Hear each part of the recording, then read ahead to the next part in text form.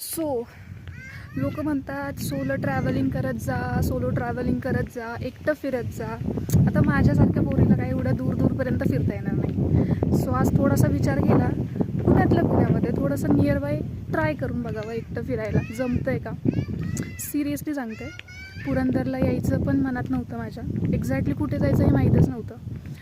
तर निघाले, रस्त्याला लागले आणि नंतर अचानकपणे असं वाटलं की चला, रस्ता दिसतोय, चला पुरंदर किल्ल्याकडे जाऊयात. पुरंदर किल्ला माहिती आहे तुम्हाला, जंगल टाईप घाट आहे. त्या घाटामध्ये ज्यावेळेस मी गाडी चालवायला सुरुवात केली, खूप भीती वाटत होती.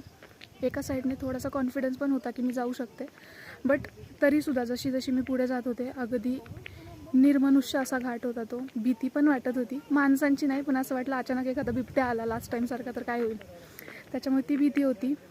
पण तरी फायनली म्हटलं नाही, आज मला